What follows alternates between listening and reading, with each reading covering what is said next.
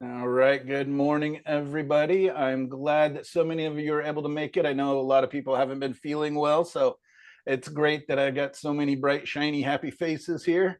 And so welcome to class 4 of expressive color. And today is one of my favorite as far as just being straight fun for me.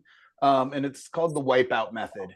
And it is kind of a subtractive way of painting. It just really helps me to stay loose, look at my big shapes, think of the big, darks and lights. And then there's a lot of artists that do it with just burnt umber or even just like a Payne's gray or something like that. But I've really been experimenting with using multiple colors. One of my favorite combinations is Indian yellow, which is a very transparent, warm yellow. And then some sort of a brown red, an oxide red or a transparent earth red, which are the same, just different brand names. And it's very transparent.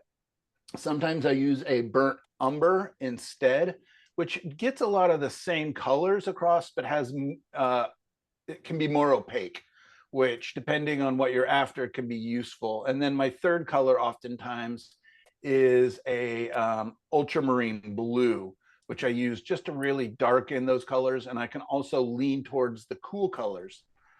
So I see a lot of you taking notes, which is great because I would love to talk with some of you that have been experimenting with this about other colors. We can do that while I'm painting.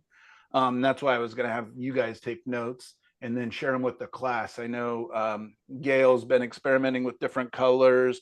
Linda Morgan O'Connor has been experimenting with including like different greens and stuff as their undercolors, which is a ton of fun. And I really do. I mean, I've done it where it's just quinacridone red or just ultramarine blue.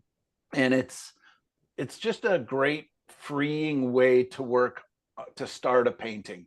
Especially for those of you who maybe want to loosen up a little more, or for those of you who possibly have a harder time maybe just doing kind of your preliminary sketch onto the surface. So really quickly here, who has not done or barely done wipe away as a way to start their painting? All right, so it looks like most of you have. So Graham, you've done it before? Yeah, just not on a big level, but yes, I'm sort of experimenting with it. Good. So this will be a lot of fun, really educational for all of us. I'm planning to start with a fairly seemingly simple, just kind of horizon line painting. And then the second one, if we have some time, I would love to do just these big trees kind of reflecting in the water and just show how, I can do really quick and simple sketches, or I can do more complicated sketches. And sometimes, hopefully they turn out really nice and I'm almost hesitant to paint over the top of them. And in fact, I have started selling some of my just wipeaways, whereas up until about a year ago, I was always planning to paint over the top of them. But it's kind of amazing. And I'll show you guys what I'm talking about by mixing multiple colors. And what happens as you're experimenting and learning, and it does take practice. It does take time to get used to it. But I found like certain colors like Indian yellow, quinacridone red, they really stain the canvas. They really get in there fast, kind of get sucked up in the gesso or the oil prime, and they stick around. They're a lot harder to wipe off, which can be annoying, but can also be really useful. So yeah, so with the wipe away method, this is the first time that I've ever actually made a handout for it, which I think is really fun. That's interesting. Yeah, so I'm hoping that with your guys' notes, I can add to this information. So anything that I'm saying that I wrote this up really feeling lousy, so it might be missing a lot of information. So you guys are going to help me fill this in and make it even better. So I think we should just go ahead and jump up to the canvas and start with a painting demo and talking about what exactly it is that a wipe away painting is or is not. So let me pinpoint our spotlight. All right, everybody sees it spotlighted there? Yes. Yeah.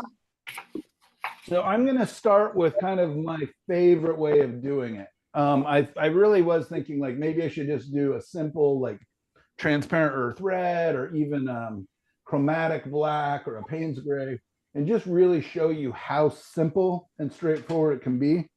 But I think you guys can handle it. So what I'm going to do is I'm going to take some Indian yellow and I'm going to add just the corner of my brush into a bit of paint thinner just so that it moves around a little bit easier.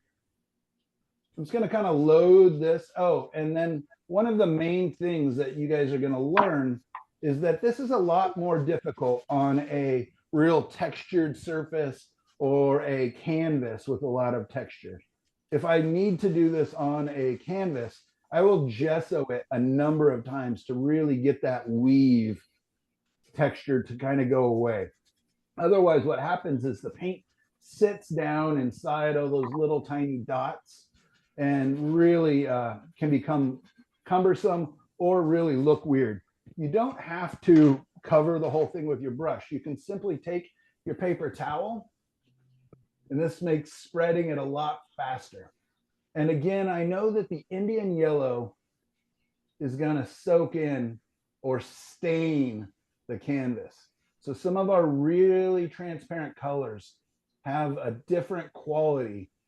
And I did kind of learn this accidentally when I was mixing colors and then went to wipe away, that I realized that some of the colors in the mix were sticking, whereas other colors, like the more opaque colors, were wiping right off.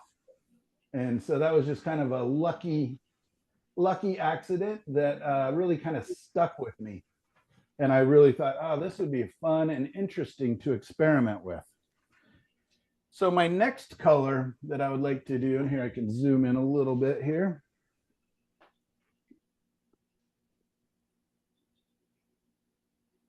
Is I'm just going to be looking to make some darks. And what it is it's going to be a horizon line, basically, not quite, or a little over a third of the way up. And it's going to be a pastoral scene with some, well, here, I can just show it to you.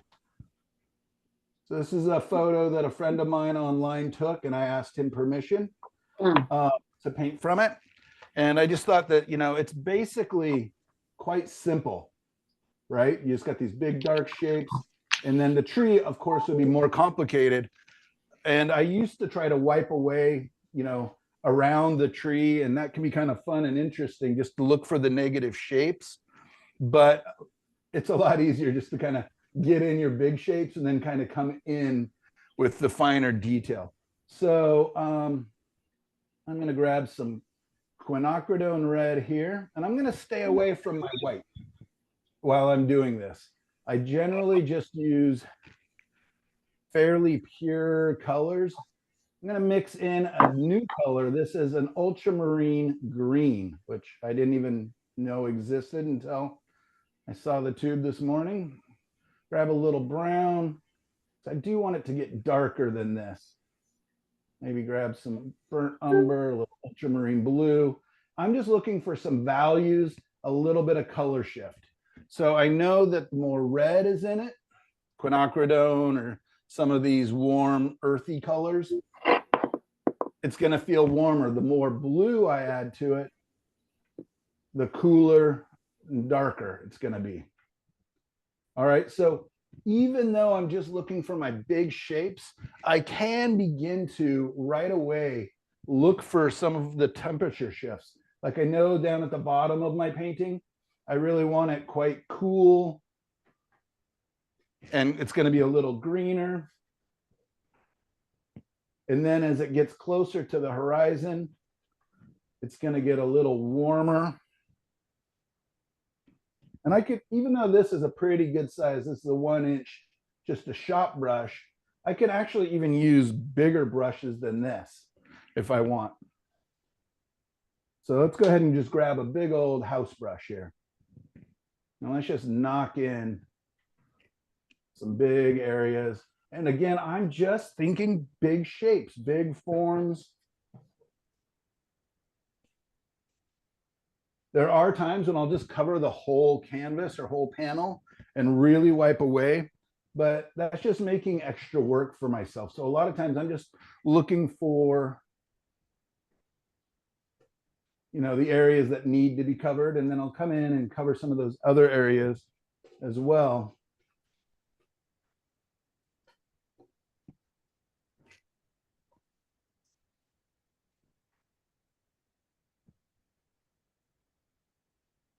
I'm just grabbing a little more red here. So I'm kind of trying to envision what's eventually going to appear in this big mess that I'm making. All right. I also noticed that I've got a little bit of color and stuff in the sky. It's definitely on the cooler side. So I might as well just go ahead and bring some of that in. There's times where I'll let this yellow, this Indian yellow that I put on first, really sit for like 10, 15 minutes. So I'm making sure that it's staining. That may have been smart of me to kind of figure that out. But we're just going to go for it. I'm going to add some more red, a little more of a thicker yellow, and create a little transition to a warmer color. That looks really, I mean, now it looks angry storms, bad omens. But I'm hoping I'll be able to wipe most of that away and just retain little ghosts or hints of these colors. Is that kind of making sense a little bit, you guys? How I'm just So far. walking in, thinking big to small. Man, that is angry. I must have had bad dreams while I was not feeling well.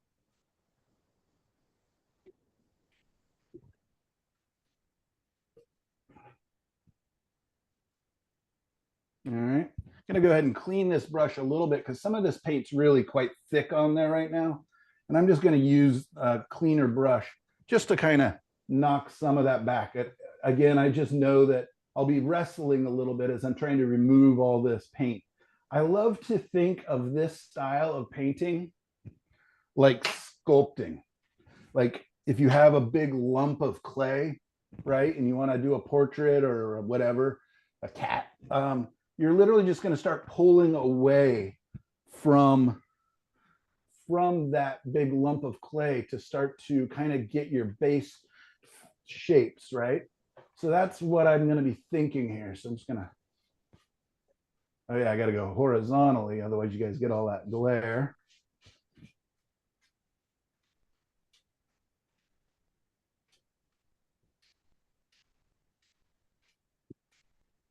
That fascinates me how that works Yeah, on it's your really camera. weird.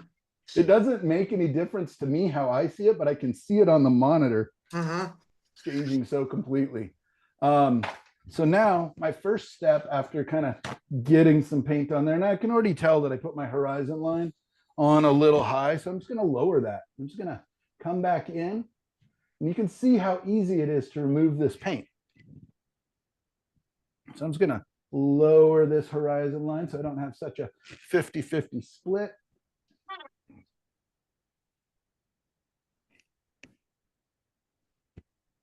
All right, now I'm going to come back into that sky because I want to make sure it doesn't get too dark. So I'm going to go ahead, and oftentimes that's what I'll do is work with my biggest two shapes. So I've got a landform down here and a big sky that's for the most part very light in color, so or value. So I'm just going to go ahead and remove most of that sky paint, and you'll see that it's already leaving kind of just a nice stain. I am going to burn through a lot of paper towels in this process. When I get lazy and don't replace my paper towels, all of a sudden I start making a real mess because I'm dragging paint around unnecessarily.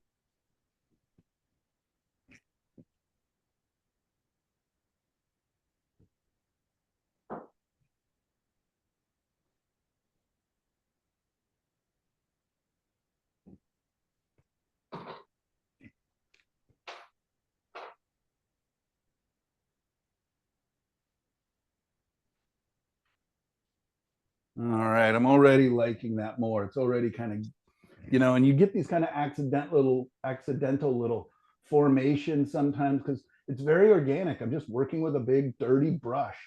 And so, you know, you get these kind of marks and movement. Sometimes I wouldn't make, or I wouldn't think to make with, you know, a organized, focused brush. And I know that I've got a little while, so I'm going to be able to come back in and re-edit and kind of fix that up. But now I'm going to look into my landform and just going to brush even a little more paint off because it's, so I'm just taking that soft brush, pulling off a little more.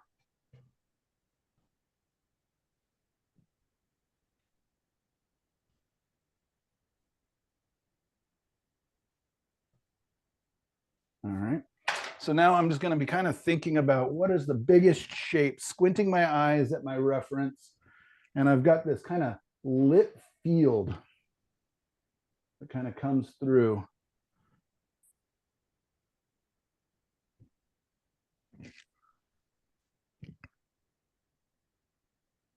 And you can see that the yellow didn't really stay. I didn't really let it set up long enough, so it didn't have enough time to really stain. But I'm gonna just keep working through that. And so you want to be a little bit patient, but know that you don't have forever to keep working it because it does set up.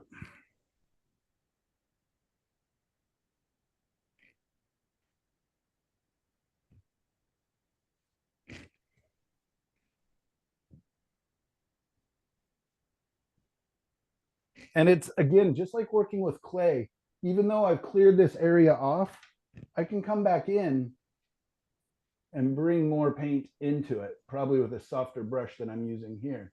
But I can continue to move, pick up, rearrange.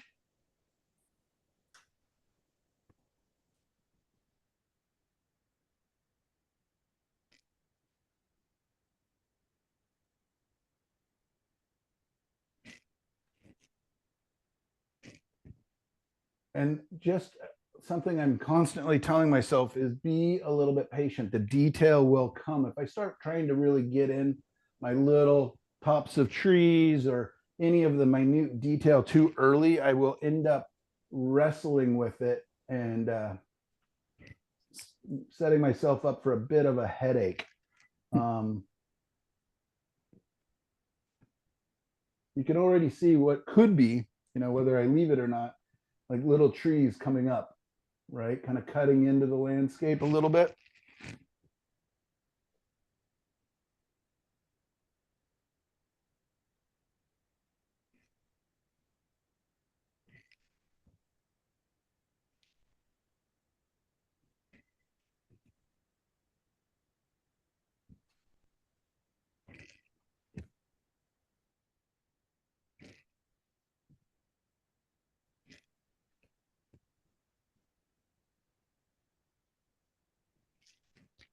And my hands are getting messy already. So that's what happens when I hold onto those darn paper towels too long.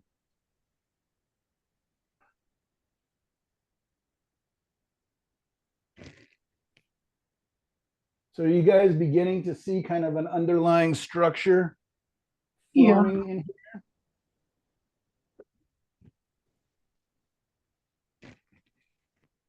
here? Could you hold up the your reference photo? Yeah, thanks. Thank you, that helps.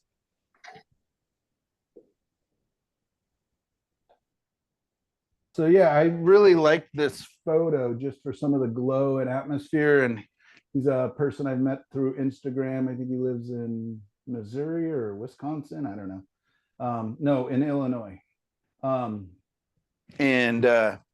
Yeah, we just talked back and forth. I've never met him in person, but I just liked this and asked him, you know, if he would be willing. And he's like, said something about he thought it actually looked like one of my paintings already. So he wanted me to paint it. His name is Harry Starr. At least that's what he goes by on Instagram, which I don't know if that's his actual name or has some weird subtle meaning in there. All right, so I've kind of got my big blocked in shapes, and you can see how fast that was. It's just a couple minutes. My sky is way too dark.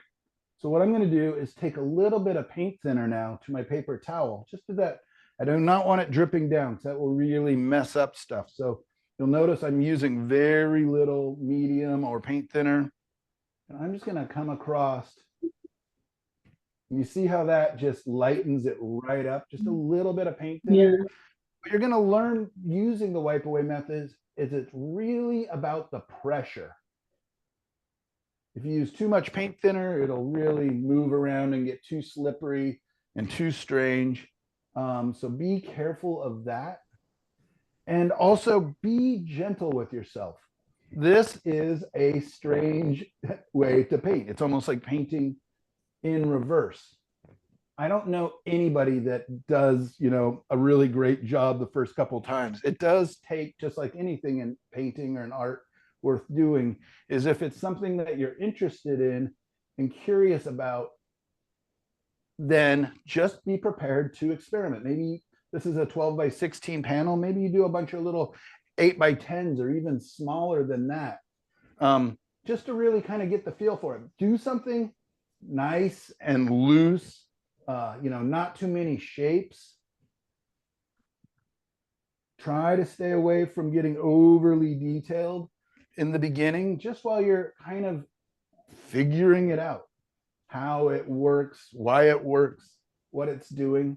And just like anything in painting, I just like to give you guys tools and ideas, different ways to think about painting, different ways to approach painting. I don't know if people that are a little more dyslexic or why some students really gravitate towards this and others just kind of like, thanks, no thanks, that's messy and disgusting and I hate it. And barely ever do it again. And that's fine. I'm just trying to present different ways of painting. It is, for me, one of the most fun. I'm thinking, it's like more Zen-like in a way, where I'm just kind of making some marks, responding. A lot of times when I choose references for doing these, I do not abide by them hardly at all. I just kind of use them as a starting point, and then I really just start responding to what's happening. And all of a sudden a cloud appears, or a different tree appears, or I accidentally put a dark shape where I meant to put a light shape because I'm not using a clean paper towel. But sometimes these little happy accidents, and again, everything's very mobile. Everything's very forgiving for a little while, for about 15 to 20 minutes. Then it does start to tack up. But I just love the fact that I can kind of start a painting. I can get my big 3 to 4 big important shapes kind of established. I can get my big value structure kind of established, and I'm showing you what not to do by making a mess where I'm not moving my paper towel and not being a little more cautious. So you're welcome. I think half Michael, of my teaching is showing you guys what not to do. So if you were to use this as an underpainting, would you let it dry completely before you came back in? I mean, I do use this because the paint's pretty thin. I can actually come in and paint, as long as I'm painting a more impasto, a thicker, juicier paint, I can paint right into it. And there's other times where, and maybe I'll do that with the sky a little bit, where I will come in and I can add white in, and it'll start to pick up some of these colors. And so if I'm looking for a very atmospheric, kind of soft, hazy look, you can actually mix some of your colors.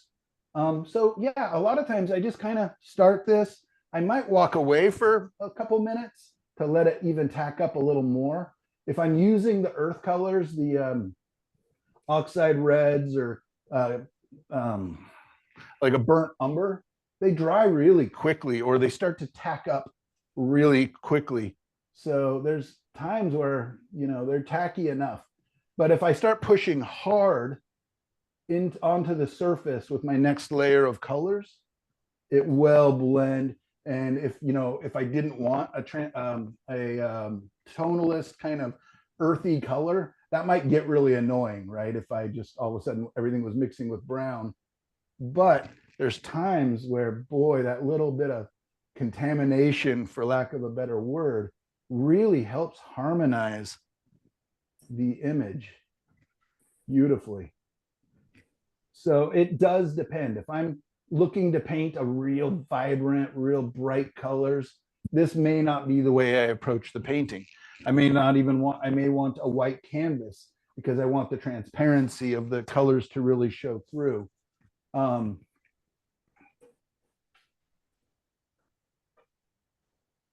So I'm still just going from big to little, big shapes to little shapes. Looking at values, what could be a little lighter, what could be a little darker. But I already have a feeling of a landscape here, I think. I feel like there's something kind of appearing. It's almost like the old Polaroid pictures where it just slowly starts to show up on the surface of the canvas. And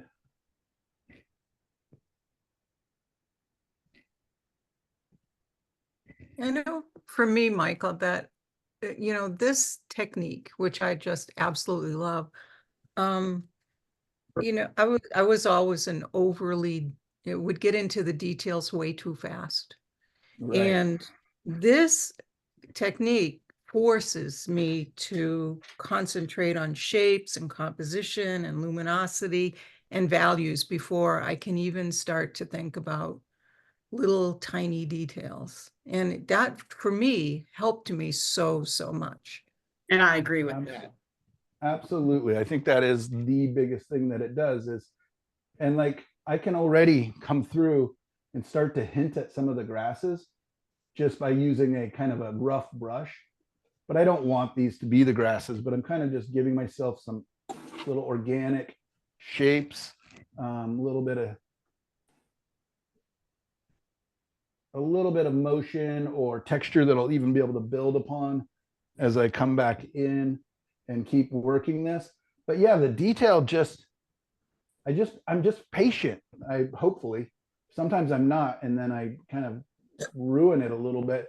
But if I'm just a little bit more patient and let the picture just appear, not forcing the issue. I just kind of, look, okay, this could be a little more cut. I want this to appear to be a hill. So these trees, as they're going up, might be a little looser. I can also begin to experiment with just the paper towel. Instead of putting my finger in it, I can just kind of make these little odd marks by just having an irregular paper towel now. And there's again, the organicness. It's like why I like using bigger brushes. It's like I can come in and start making the tops of these trees. I can, it's not only subtraction. I'm using some of the paint that's there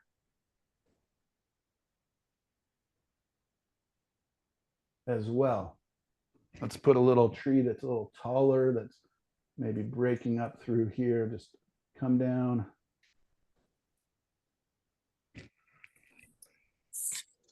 Yeah, and it's just the fact that it's forcing me to not think things. Even though I said grasses and I said tree, the truth is I'm not thinking that way yet. I'm just thinking there's a little bit lighter area, there's a little bit darker area. This area is thicker and bolder. This area is thinner and has a little more, what appears to be light coming through it. I want harder edges. Right now, I don't have hardly any hard edges besides maybe the base of the tree line here, but I really don't want much hard edge, especially back here where the sky and the land are kind of meeting. If I want to copy the photo, I know that there's these circular hay bales in here. And again, I have a tree that's kind of nice and helps to tell the story. I can also come in with that. But again, just I can build towards it. Let's also say that I want this horizon area or the tops of the hill to even be warmer than it is. I want even more light and maybe a little warmth here. So now I can just take another brush or clean my brush. And I'm just going to take some warmer colors. That's my Indian yellow, maybe a touch of my quinacridone red. And I'm just going to kind of lightly pat that into that area. Can you kind of see how it's just getting warmer along that area? I'm going to do the same thing at the base of where the grasses or the field is kind of meeting the trees.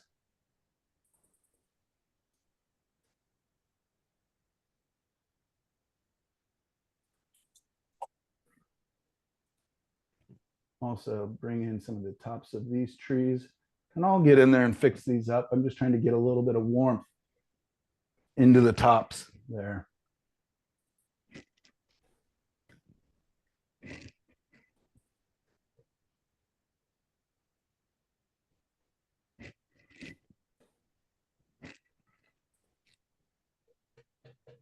So it is subtractive, but it's not only one way. I can come back in and add a little more. I'm going to go ahead and take one of the soft blending brushes, just because it's that brush that I just put all that on with is a crusty, hard brush, and it's leaving really odd marks. And I don't want the semblance of detail there. So I'm just going to quickly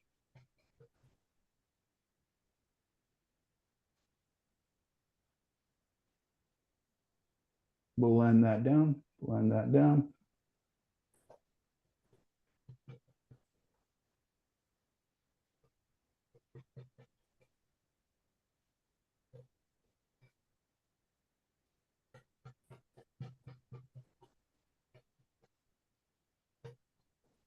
Pretty dreamy. All the soft edges, but we'll come in and we'll add some detail just so you can see. I'm going to ignore the hay bales and the tree right now. And I could even just kind of come back in and do it when it's tacked up. But I want to show you a couple quick little tricks. And then let's see what happens when we come back in with a little bit of white into the sky to really create a stronger separation here. So I'm grabbing Q-tips now, and I have all sorts in here. I've got ones with weird little hard edges. I've got on the other side of that, I've got a sharp edge on it. I don't know if you can see it or not. And then I've got the just generic Q-tips. And they are a great tool if sometimes this is enough. And I would just now start painting into it or let it tack up. But other times, like I said, I kind of like a more finished off feeling. Let me grab my reference so I can actually see it. But I can actually kind of come in and do little sky holes, or in this case, it'd be like the field back there on the top of the hill, right? You see that, how it gets just kind of fine edge? I'm going to do that again, coming down a little lower. Field's kind of poking through here.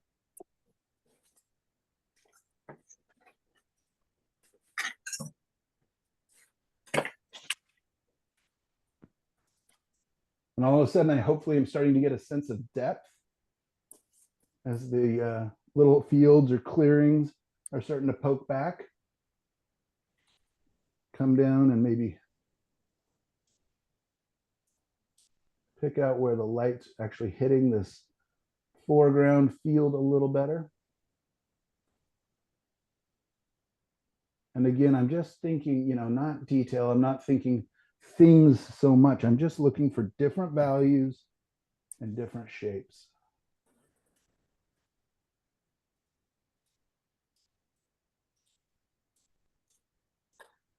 And I can get lost in this. So this is dangerous. When I pick up my Q-tips, I have to be careful that I don't just fall too in love and spend the next couple hours making lots and lots of little marks. Or I can decide that's what I do want to do, and this painting becomes a lot more detailed. One problem with the Q-tips is you are making kind of the same mark over and over. It doesn't have the dexterity that a brush has, where you can really make lots of marks. So having different types of Q-tips, or what I will often do is come back in with my brush and kind of manipulate all these little, again, I kind of think of it as like worms burrowing through wood is kind of the mark that the Q-tips make. So I just want to make sure that I am breaking those up and making them not, so I don't have just the same mark over and over. There's nothing that destroys a painting faster for me than just having everything painted with the same shape, same marks.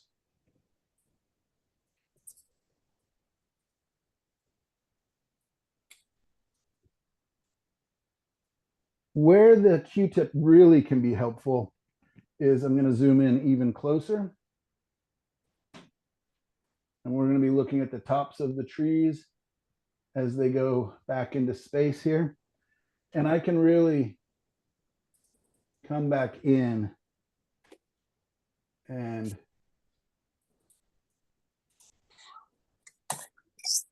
get as detailed or as undetailed as I want. So I'm sure Gail would agree that this part can become kind of addictive all of a sudden, where you're overly detailing everything. I like to roll them across things too. Yeah, because it's kind of fun as they pick up paint too. You actually kind of find yourself almost using them as a secondary paintbrush. And they're great for creating sky holes and trees. Yeah, it's kind of what I'm hoping to be doing here. But yeah, in a bigger tree with more foliage, which will probably be in the next painting. So let's kind of come across and give this area a little more of the shape I want.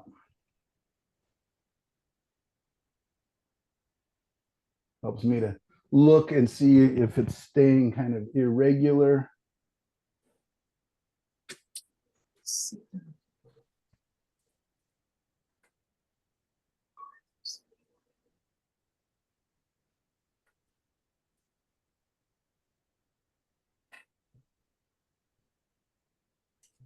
And you can even dip your Q-tip in a little bit of paint thinner if you really want to get back to bright light, which I may need to do because the colors are starting to get a little bit tacky.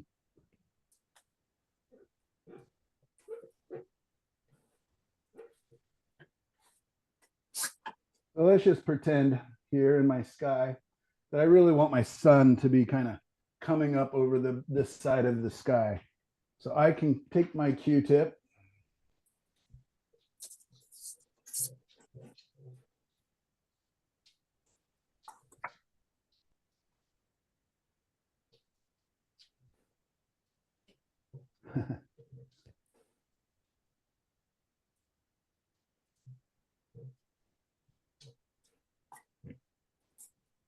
so hopefully that's appearing lighter. I can come back with my paper towel.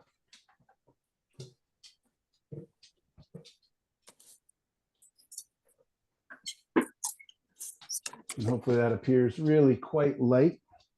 Do the same thing. Now I'm going to give my sky a little bit of shape.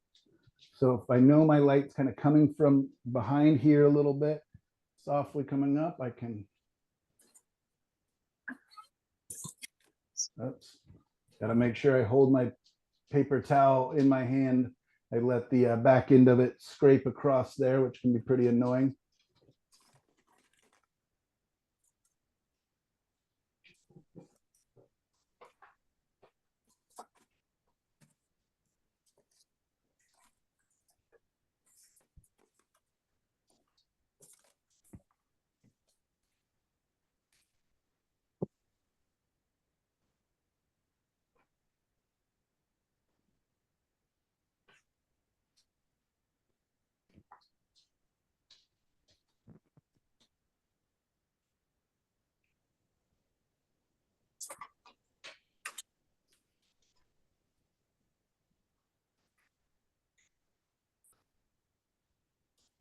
So if I were working this, it's all kind of warms. A lot of these greens and blues that I put in kind of disappeared.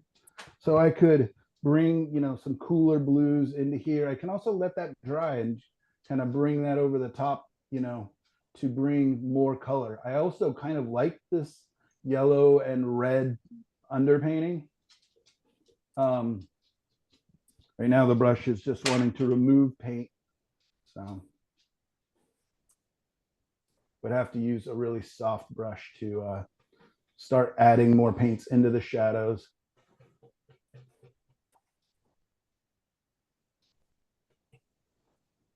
All right, any questions, you guys, at this point? How you can see how quickly I was able to kind of get something established, kind of establish a feeling of mood, atmosphere, how it's very mobile and fun, and you can keep kind of keep working it.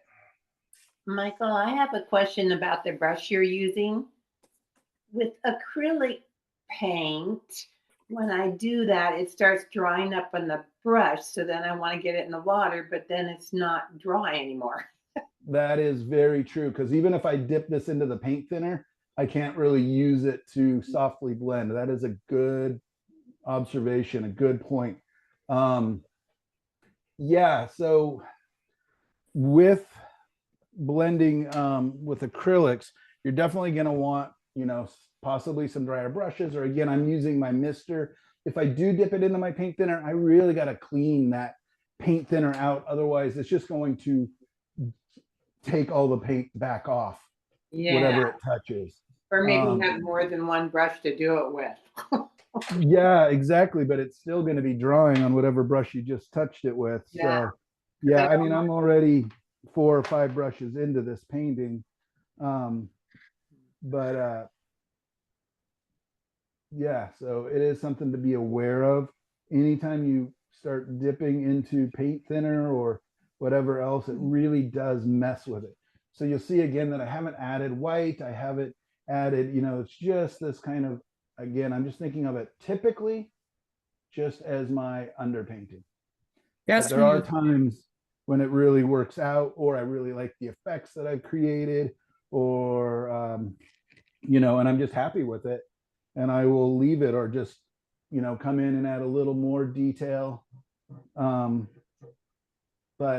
usually this is just a fast and fun way for me to get past that initial fear of stepping up to the canvas. And again, it just keeps me thinking kind of abstractly. one of the things that I like best about Wipe Away is that you don't use white.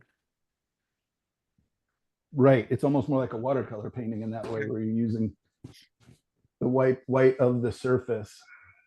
And you're not getting that chalky feeling. The colors are all pure.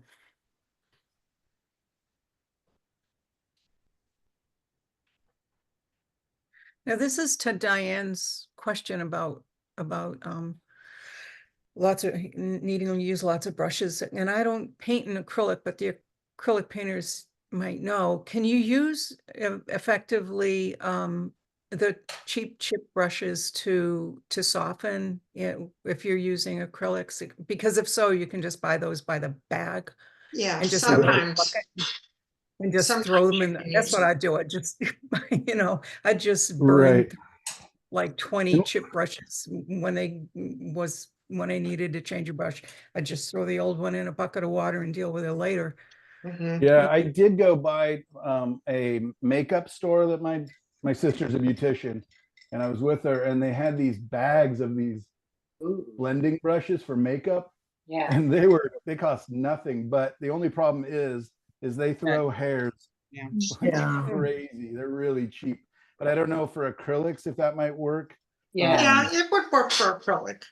I mean, if you were gonna blend with it, it Yeah, and would, it comes, they get all sizes from yeah, big and ones to- shapes, all shapes. Yes, Yeah, and they just yeah. came in a plastic bag. I don't even know. No, they don't even have a name on the brush. And how about chip brushes, Cheryl? Do you use those for blending? Yes, I do. I need to get more. Yeah. I just bought like a dozen in a box from Amazon for nothing. They also have little round ones that make good foliage brushes sometimes. Right, and then somebody in one of the other students in another class recommended these shaving brushes Uh-huh. Ah, for they're great for really kind of getting in and softening areas. They're pretty, they're a lot stronger. They don't throw as many hairs, Hmm. and they're just kind of fun. When you're trying to do this with acrylic, my thing is you have to work on smaller areas. Like you work on the Yes. bottom and get that where you want it, and then you work your way up. But you do the sky at a different time. You just have to work on small areas. And I Right, like to so lift out with a brush sometimes, a damp brush. this is an acrylic painting that I've been working on. Wow.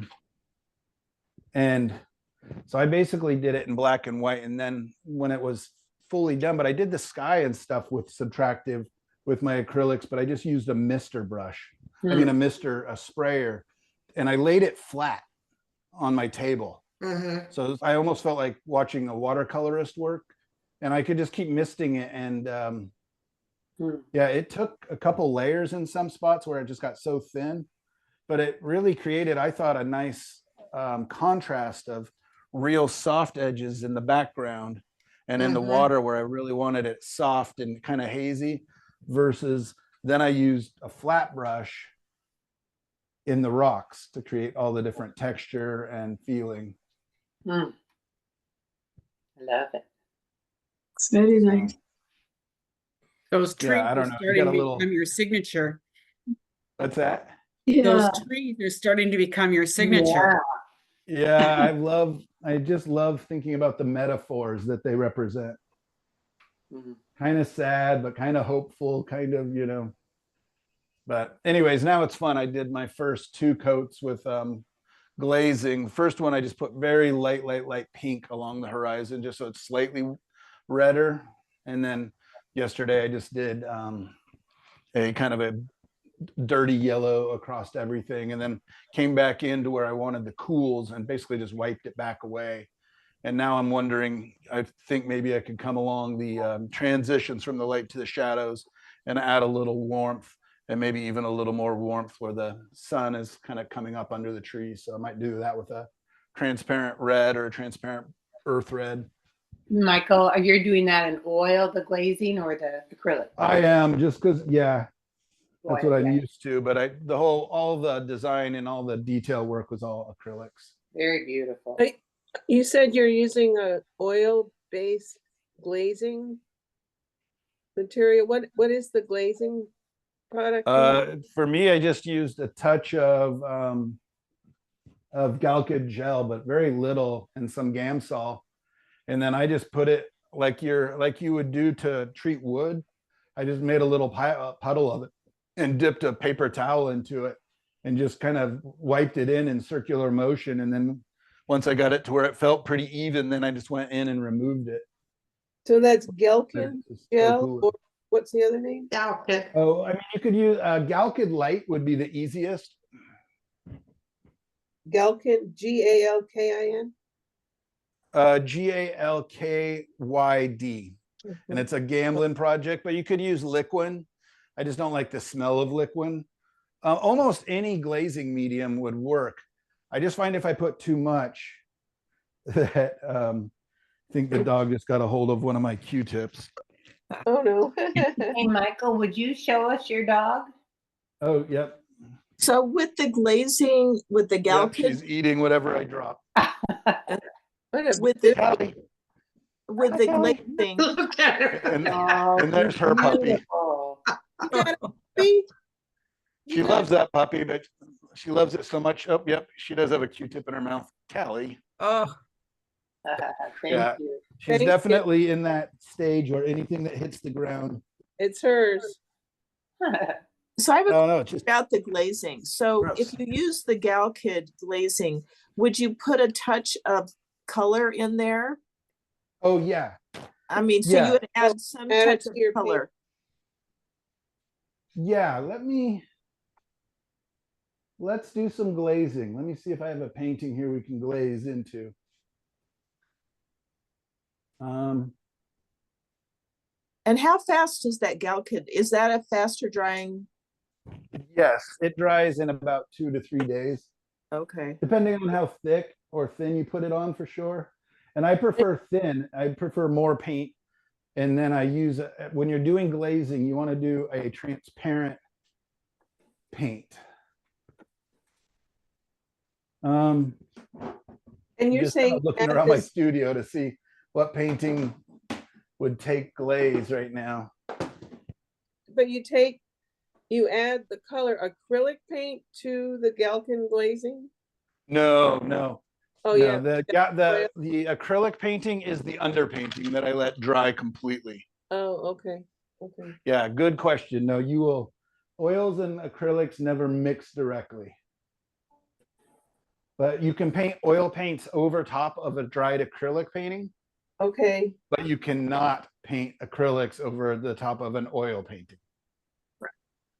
thanks.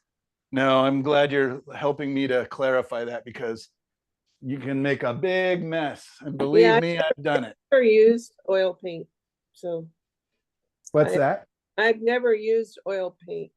Oh, okay. So if you're So- using acrylics, then you can, there's acrylics are even easier. There's so many glazing So acrylic there's media.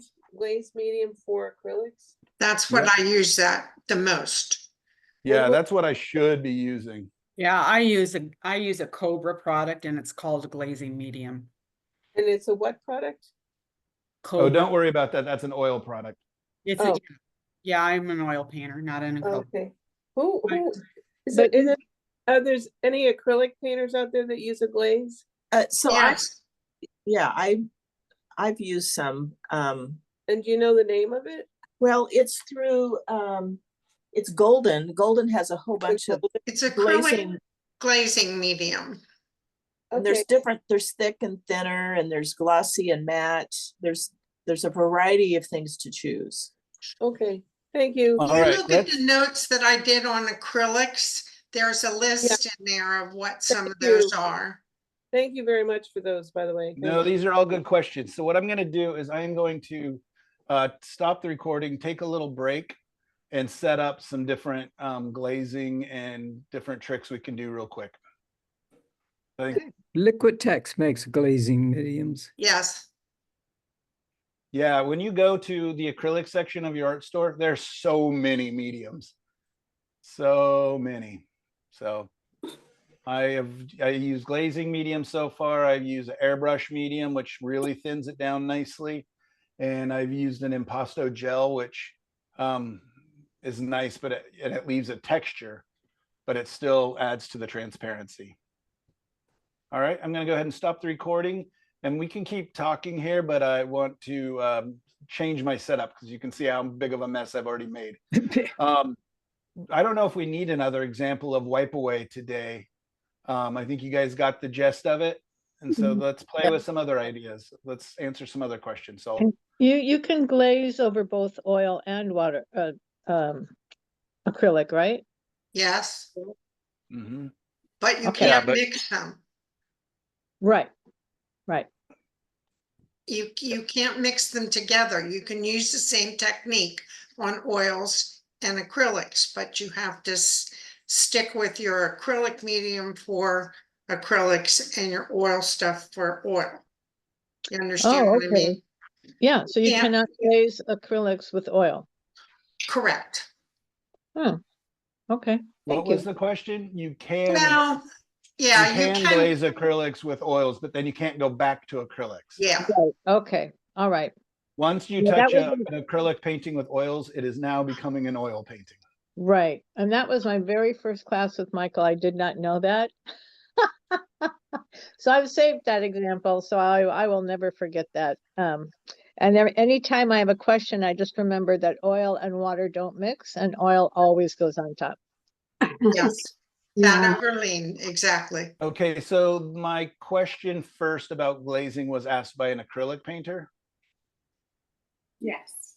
All Yes, I asked about it. Okay, let me see if I don't think I have any just acrylic paintings laying around. Oh, that's okay. But yes, glazing with acrylics is fantastic and fun, and I'm amazed with as I'm learning more and more about it. But I'm used to, and I find that glazing with the oils is easier for me to spread it around, especially on a large painting. Yeah. So, Um, so what the glazing medium does is it extends the length of time that the paint is more, Yes, that's correct. okay. And does it take longer than to dry? A in the- little bit. You use it, just a little bit, not like days? Yeah, just a little bit. Okay, thank you. all right. So yeah, give me 5 minutes to clean up and make sure I don't have oils and acrylics up there. I'm wondering if I can do a quick, just even an abstract acrylic and have it dry. Maybe if I do it on canvas. That would be great. Let's see if I can do it. All right, we're all experimenting together. All right, see you guys in a couple minutes. We believe in you.